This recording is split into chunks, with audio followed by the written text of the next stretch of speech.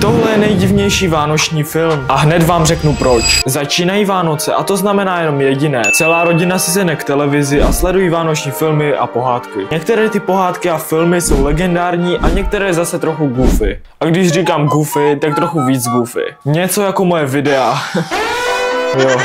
Jo.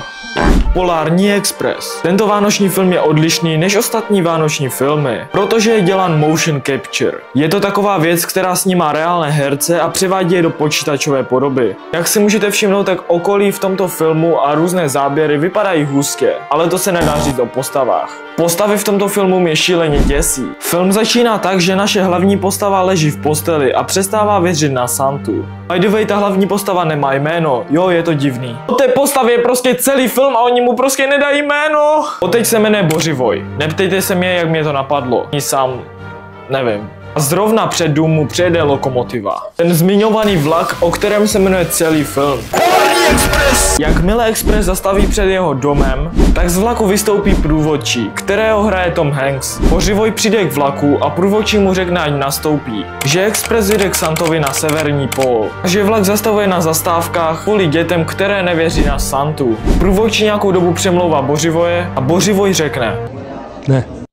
Vlak se nakonec rozjede a na poslední chvíli Bořivoj se rozhodne, že nastoupí. Co byste dělali vy? Nastoupili byste? Kdyby před váš dům prostě přijel magický vlak, z kterého by vystoupil divný průvodčí, který by vás přemlouval, ať nastoupíte a chvástal by, že jede na severní pól k Santovi, tak co, jel bys?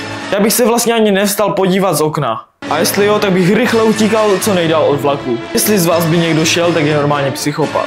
Jak náš Bořek vleze do vlaku, tak asi 5 minut na něj zírá tato holka. Jako vás nikdo neučil, že na cizí lidi se nečumí? Poté se ve filmu objeví tento kluk, který je víc otravný než kluk s kamením. A neříkám nic, jsou si docela dost podobní. Express zastaví na další zastávce, aby nabral další dítě. Dítě nakonec odmítne a nakonec se rozhodne jako Bořivoj, že do vlaku nastoupí. Bohužel ale dítě to nestihne. Náš Bořek se mu snaží pomoct a proto zatáhne za páku, aby zastavil celý vláček. Přijde naštvaný průvodčí a trošku neudrží své nervy. To tady zatáhl za brzdu. Tohle bych tu bez cenzury nemohl dát. Ne, byl to joke. Poté tam přiběhnou tito číšníci, kteří začnou zpívat o horké čokoládě.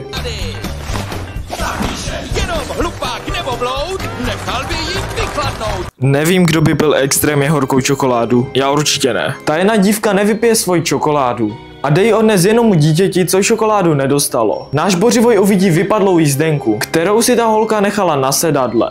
Ale on si prostě řekne, že udělá dobrý skutek a půjde jízdenku odnést. Ale celou dobu to dělá zbytečně. Jízdenka mu vyletí z ruky a pak je tam dlouhý záběr, který trvá třeba 5 minut. Jak prostě jízdenka letí vzduchem, mezi ptákama, mezi vlkama a prostě je to strašně zdlouhavé. Potom přijde revizor s holčičkou a najednou jde kontrolovat lístky. To je ale náhoda. Kdyby tam ten lístek nechal, tak by se vůbec nic nestalo, protože ta holčička šla se samotným revizorem. A ještě mu řekla, že má lístek na sedadle. Božku. Nicméně se pak stane tohle. Náš Bořek se aspoň omluví, že ji ztratil. Furt je to lepší než omluva od Taryho. Průvodčí vezme holčičku a jde s ním. A všichni včetně Bořivoje si myslí, že jde vyhodit z vlaku. A ztracená jízdenka nakonec zase vletí zpátky do vlaku a do toho stejného vagónu. Jo, do toho stejného vagónu. Bořek nakonec najde jízdenku a už po druhé riskuje život úplně zbytečně. Nakonec zjistí, že ji nevyhodili a nechali ji řídit Polární Express. Jak ale nečekané. Potom vlak sjede z kolejí přímo do zamrzlého jezera, které je pokryto ledem.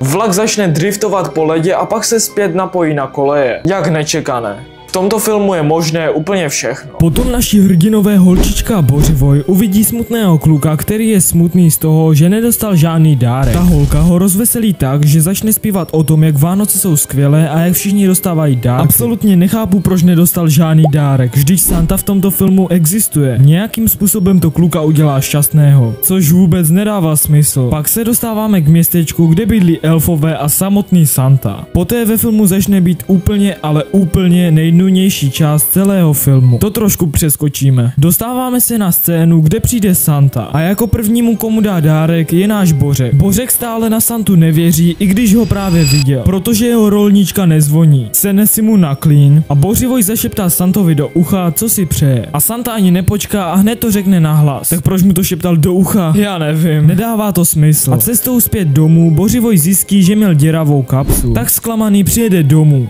Jakmile se ráno zbudí, tak pod stromečkem najde ztracenou rolničku a dopis od Santy, ve kterém se píše, že všichni, co tohle video sledují, tak musí dát like a odběr a napsat do komentářů vlak a dostaneš srdce. Pokud by už nevyšlo video, tak všem přeju veselé Vánoce. Tady se podívej na video o Grinchovi a my se uvidíme u dalšího videa. Zatím čus.